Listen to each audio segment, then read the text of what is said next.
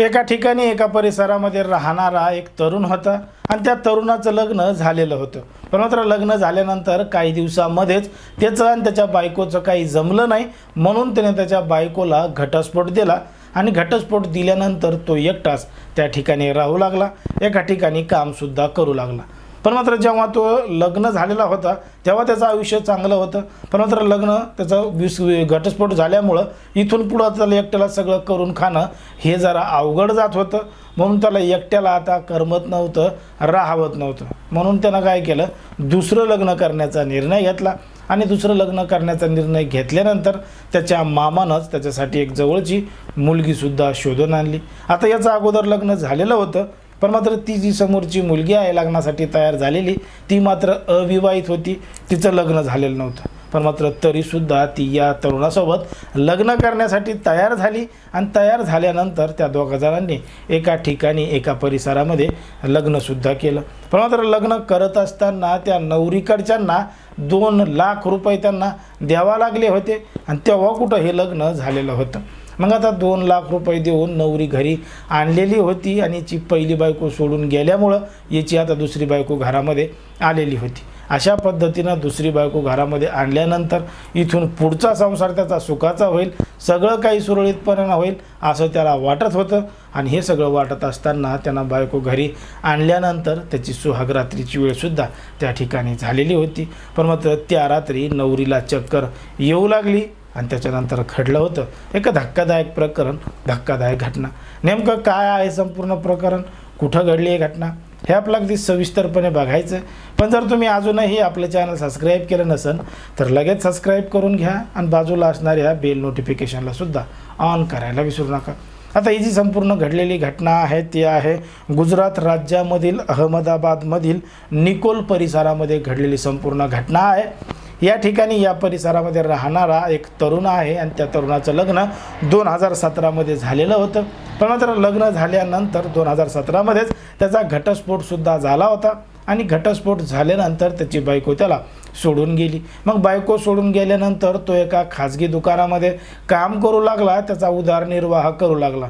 पण मात्र बरेच दिवस निघून गेल्यानंतर त्याला आता एकटेपणाची जाणीव होऊ लागली आणि लग्न झाल्यानंतर सगळं काही व्यवस्थित होतं, म्हणून त्यानं पुन्हा एकदा लग्न करण्याचा निर्णय घेतला। पण मात्र आधीच लग्न झालेलं आहे, पहिली बायको सोडून गेली, त्याला दुसरी बायको कोण देईल, इथं ज्यांची लग्न झाली नाही त्यांनाच बायका भेटणार आणि याची तर अगोदरच बायको सोडून गेली होती, म्हणून याला बायको मिळणं थोडं कठीण झालेलं होतं।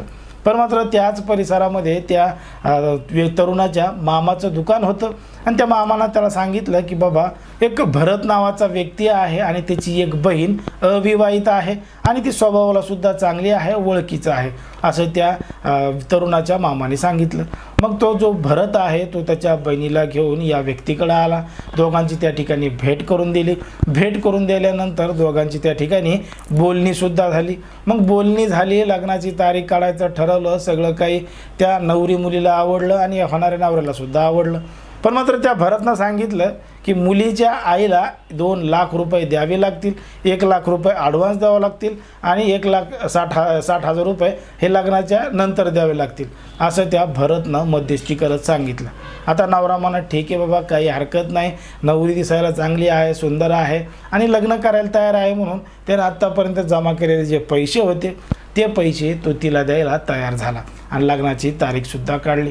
आता तारीख काढल्यानंतर ठरल्याप्रमाणे रीतिरिवाजाप्रमाणे त्यांच्या परंपरेनुसार त्या दोघा जणांचं लग्नसुद्धा त्या ठिकाणी पार पडलं। लग्न पार पडल्यानंतर नवरी नवरदेवाच्या घरी गेली, घरी गेल्यानंतर त्यांची सुहागरात्रीची पहिली वेळ झाली। वेळ झाल्यानंतर त्या नवरीनं नवरदेवाला त्या ठिकाणी हातच लावू दिला नाही, कारण की तिची तब्येत खराब आहे, तिला चक्कर येते असं तिनं तिच्या नवऱ्याला सांगितलं। नवरा म्हणे ठीक आहे, काही हरकत नाही असं त्या ठिकाणी झाल्यानंतर जेव्हा सकाळ झाली दुसऱ्या दिवशी नवरदेवानं नवरीला घेऊन रजिस्ट्री ऑफिस गाठलं, कारण की त्या ठिकाणी विवाह नोंदणी करायची होती, म्हणून ते नवरा बायको आणि तो भरत ते सगळे घेऊन त्या ऑफिसमध्ये गेले विवाह नोंदणी करण्यासाठी। कारण की असं बाहेर लग्न केलं तर विवाह नोंदणी करणं आवश्यक आहे, म्हणून तो त्या ठिकाणी गेले होते। मग त्या ठिकाणी गेल्यानंतर त्या नवरीला वाटलं आता कसं होईन काय होईन, म्हणून तिला काय झालं, त्या ऑफिसमध्ये चक्कर आली आणि चक्कर आल्याचं तिनं नाटक केलं. चक्कर आल्याचं नाटक केल्यानंतर पाणी पाणी म्हणून ती ओरडू लागली. मग आसपास कुठं पाणी नव्हतं म्हणून तो नवरा बायकोला पाणी पिण्यासाठी बॉटल आणायला गेला. त्याने बॉटल आणायला गेला आणि इकडं वापस येऊन पाहतो तर त्या ठिकाणी नवरीही नाही, तिचा भाऊसुद्धा नाही, ते दोघंजणं गायब आहेत. त्या दोघा जणांना जेव्हा फोन केला त्या दोघा जणांचे फोनसुद्धा बंद आले, त्यांचे फोनसुद्धा लागले नाही. त्याची फसवणूक झाली आहे हे त्याच्या गोष्ट लक्षात आली, कारण की ती रात्री जसं वागत होती आज जसं वागत होती त्याच्यावरून त्याला अंदाज आलेला होता. त्याने तात्काळ जवळचं पोलीस स्टेशन गाठलं, घडलेला संपूर्ण प्रकार सांगितला.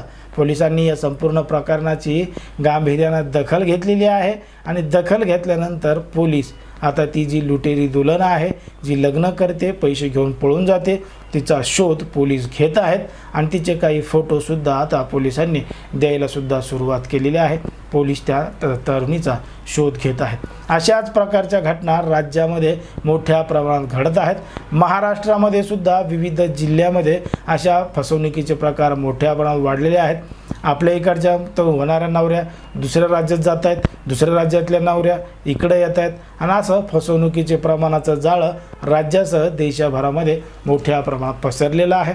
त्याच्यामुळं इथून पुढं लग्न जमवताना नवरीला पैसे देताना मागचा पुढचा सगळ्या गोष्टींचा विचार केला पाहिजे. त्यांचं बॅकग्राऊंड तपासलं पाहिजे, खरंच त्यांचं गाव तेच आहे का, त्यांचे आईवडील त्याच ठिकाणचे आहेत का, या सगळ्या गोष्टी तपासूनच लग्न केलं पाहिजे आणि तुमच्या लग्नाची माहिती पोलिसांना दिली पाहिजे, जेणेकरून ती नवरी त्या ठिकाणाहून फरार होणार नाही किंवा तुमची आर्थिक फसवणूक होणार नाही, असं आपलं एकंदरीत वाटतं. आता ज्या पद्धतीनं हे सगळे प्रकार घडत आहेत त्याच्यावर तुम्हाला काय वाटतं हे अगदी स्पष्टपणे कमेंटमध्ये सांगा. कारण की कोणाच्याही भावना दुखवणं, कोणाचंही मन दुखवणं हा आपला उद्देश नाही. समाजामध्ये जे घडतं आहे तेच सांगण्याचं काम आपण ठिकाणी करत असतो.